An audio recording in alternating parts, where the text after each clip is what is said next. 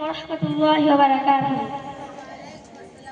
إن الحمد لله وحده والصلاة والسلام على من لا نبي بعده أما بعد فأعوذ بالله من الشيطان الرجيم بسم الله الرحمن الرحيم وقل للمؤمنات يغضضن من أبصارهن ويحفظن فروجهن ولا يبدين زينتهن إلا ما ظهر منها.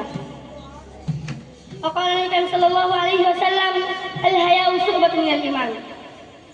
সম্মানিত সভাপতি মহাশয়, শ্রদ্ধেয় বিচারক মণ্ডলী, Hafsa Islamic institute for girls সকল শিক্ষক শিক্ষিকাগণ এবং আমার সম্মুখে বসে বিভিন্ন অঞ্চল থেকে আগত আমার স্নেহের বোনেরা, আপনাদের সকলের প্রতি রইল আমার আন্তরিক শুভেচ্ছা, অভিনন্দন, ভালোবাসা।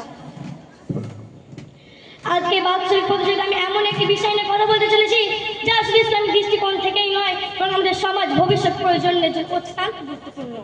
আর সেটা হলো ফ্যাশন নয়, পর্দা চাই। এই একটি বাক্যের মধ্যে লুকিয়ে আছে নারী জাতির ইজ্জত মর্যাদা, সমাজের নিরাপত্তা এক চাবিকাঠি।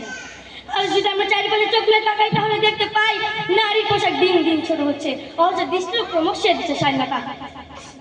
আজকাল আধুনিক ফ্যাশন এমন এক জায়গায় পৌঁছেছি যিনি ইসলামের আদর্শ কোনো মডেলের উপহাস করা হচ্ছে। তাই এই অবস্থানের স্লোগান হওয়া উচিত ফ্যাশন নয়, পর্দা চাই। প্রিয় মণ্ডলীগণ, আমরা প্রথমে জানবো পর্দা কি। পর্দা শুধু কাপড়ের শরীর ঢেকে ফেলাই নয়, ওকে ব্যক্তিত্ব, নৈতিকতা, আত্মসম্মানের প্রকাশ। নারীর জন্য শরীরের সৌন্দর্যকে প্রকাশ না করা, দৃষ্টি সংযত নম্র আচরণ করা। আসুন দেখি আল্লাহ সুবহানাহু ওয়া তাআলা পর্দা সম্বন্ধে কি বলেছেন। আল্লাহ তাআলা সূরা নূরের 31 নম্বর আয়াতের মধ্যে বলেন, ওয়াকুল লিল মুমিনাতি ইয়াগযুদনা মিন আবসারিহিন্না ওয়া ইয়াহফাজনা ফুরুজাহুন্না ওয়া লা ইউবদিনা জিনাতাহুন্না ইল্লা মা যাহারা মিনহা ওয়া লিয়াজরিবনা বিখুমুরিহিন্না আলা জুয়ুবিহিন্না।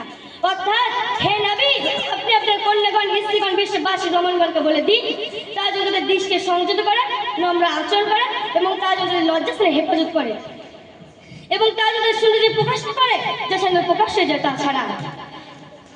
আর বলেন সূরা আহজাব আয়াতের মধ্যে, ইয়া আইয়ুহান নবী কুল লিআজওয়াজিকা ওয়া বানাতিকা ওয়া নিসাইল মুমিনিনা ইউদনিনা আলাইহিন্না মিন জালাবিবিহিন্না যালিকা আদনা আন ইউরাফনা ফালা ইউযাইন। অর্থাৎ হে নবী, আপনি আপনার স্ত্রীগণকে, কন্যাগণকে, বিশ্ববাসীদেরকে বলে দিন তারা যেন তাদের চাদরকে মিলিয়ে দেয়, এদেরকে চেনার জন্য পর্দা শক্ত করা হবে না। উক্ত আয়াতের প্রমাণিত ইসলামের সাথে পর্দা ফরজ না, ওকে নারীর সম্মান রক্ষার ঢাল। রাসূল সাল্লাল্লাহু আলাইহি ওয়াসাল্লাম বলেছেন, আল হায়াউ শুবাতুন মিনাল ঈমান। অর্থাৎ যে নারী বা পুরুষের মধ্যে লজ্জা নেই, সে যা ইচ্ছা তাই করতে পারে, তাদের সবক সম্ভব হয়ে যায়, সে যে কোনো মুহূর্তে অন্যায় কাজে লিপ্ত হতে পারে।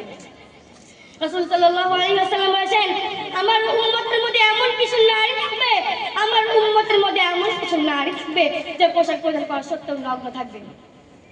তারা নিজেরা আকৃষ্ট এবং অপরকে আকৃষ্ট করবে, তাদের মাথা মুখের কুঁজের মতো। উক্ত হাদিসের প্রমাণিত হয় যে ইসলামের সাথে পর্দায় যথেষ্ট নয়, এবং পোশাক হতে হবে ঢেলে আকর্ষণমুক্ত শালীন। আকর্ষণমুক্ত শালীন। আজকাল আমরা আধুনিক এমন এক পোশাক পরিধান করছি যে টেকনিক্যালি ঢাকার শরীরে সবকিছু স্পষ্ট হয়ে যায়। যেমন এমন গোট ব্যবহার করছি যে শরীরে সবকিছু স্পষ্ট হয়ে যায়। শর্ট টাইট পোশাক মেয়েদের অবজেক্ট বানিয়ে দিচ্ছে, যাকে মানুষ সম্মান চোখে না আসতে বুকের চোখে রাখে। এইভাবেই নারীর সম্মান করা উচিত। অথচ নারী আসল সৌন্দর্য তার লজ্জা, পর্দা। যে নারী বা পুরুষের মধ্যে লজ্জা নেই, সে সবই করতে পারে। মুহতারামে হাজিরিন, এবারে আপনাদেরকে বলবো পর্দার উপকারিতা এবং পর্দাহীনতার অপরিচিত সম্বন্ধে।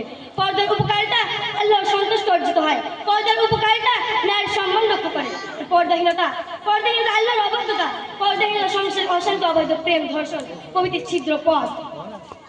পর্দা এমন একটি জিনিস যে আমাদেরকে ধ্বংস, অতল গহ্বরকে টেনে এনে স্বাধীনতার রাজপথ দেখিয়ে দেয়। পর্দা এমন একটি জিনিস যে আমাদেরকে অন্ধকার থেকে আলোর পথ দেখিয়ে দেয়। আল্লাহর কাছে দোয়া করি, হে আল্লাহ, তুমি আমাদের সকলকে পর্দার বিধান মেনে চলার তৌফিক দান করো এবং আসিয়া ও মারিয়ামের মতো আদর্শ চরিত্রবান নারী হওয়ার তৌফিক দান করো। আমিন সুম্মা আমিন। আখিরুদ দাওয়ানি আলহামদুলিল্লাহি রাব্বিল আলামিন। আসসালামু আলাইকুম ওয়া রাহমাতুল্লাহি ওয়া বারাকাতুহু।